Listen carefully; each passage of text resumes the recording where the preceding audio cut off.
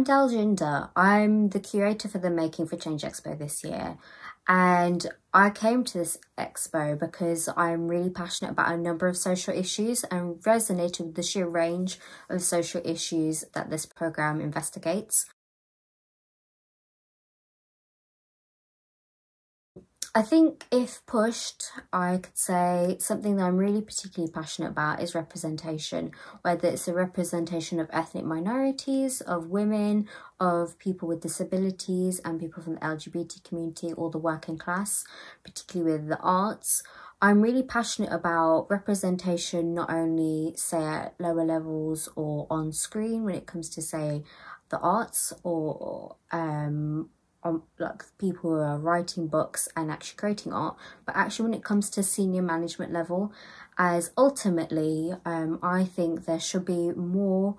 diversity and inclusion at high levels of society to make actual long-term sustainable change. So to use an example, I'm really inspired by, say, Michaela Cole and how she talks about in some of her lectures about actually having the people holding the purse strings to be reflective of the creators working on screen and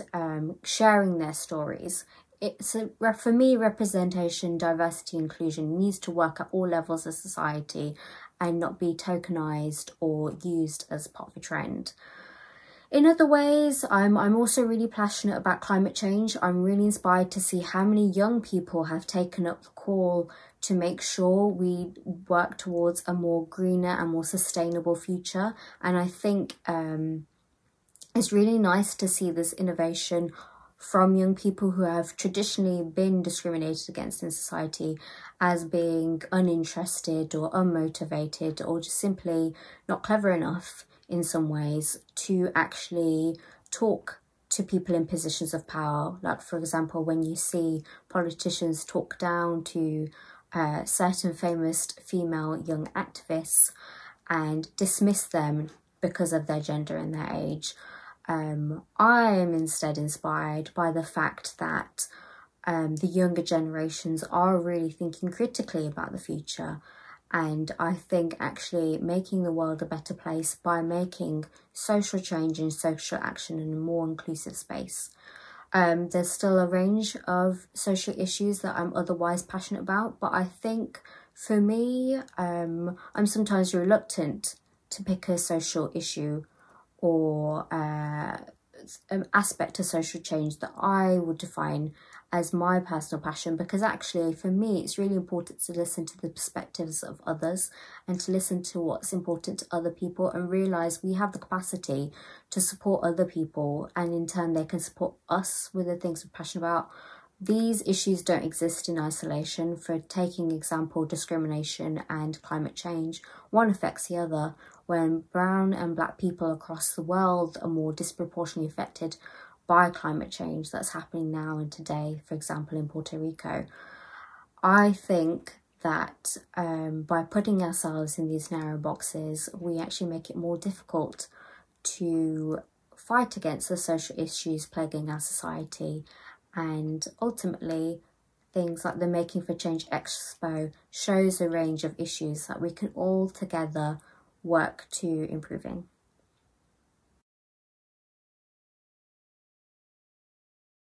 What craftivism means to me has actually become more of a complicated question than I first thought. So when first joining the expo, I considered it as the kind of more traditional definition of using handmade arts and handmade processes to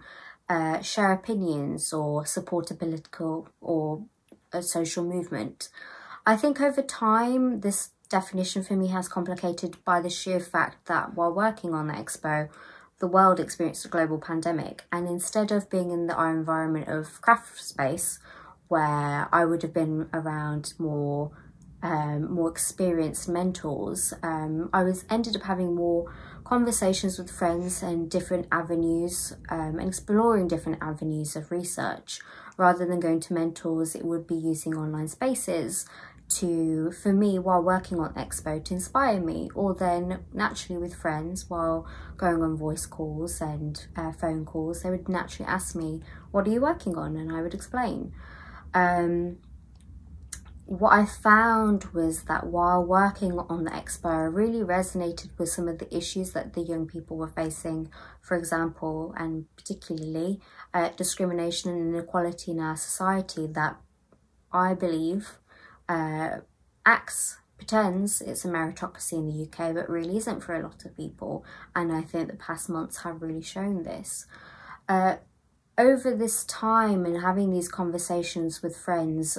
and nature of having to be locked down, Craftivism ultimately became a method for me to actually have really honest conversations that I wouldn't have had otherwise with other friends. So for example, over video calls, having drawing sessions and painting together and talking about the issues that we were experiencing as, for example, with certain friends, eldest immigrant daughters in lockdown, without access to things that usually would give us escape from some aspects of our lives, like work or socialising outside the home. Instead, you're, as many people experience, stuck inside the same four walls, and sometimes those outlets of seeing friends aren't there anymore, which are actually really crucial to mental health.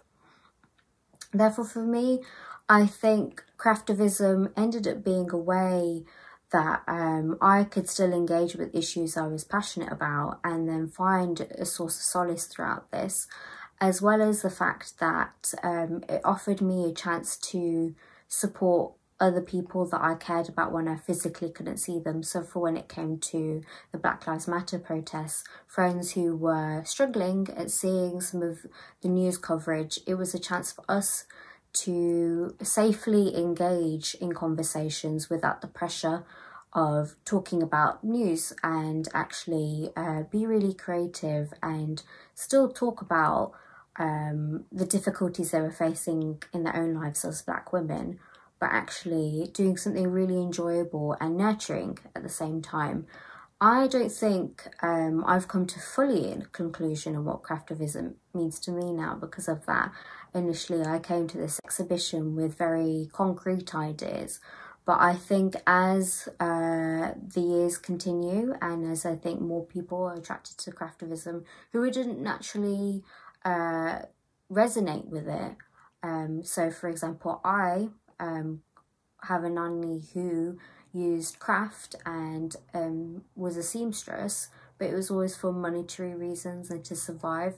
As I've now kind of engaged with craft and sewing and other forms of creativity in a way that's just for personal enjoyment, I think more and more generations will continue to do the same, and it will expand the ideas of what Craftivism can mean to people.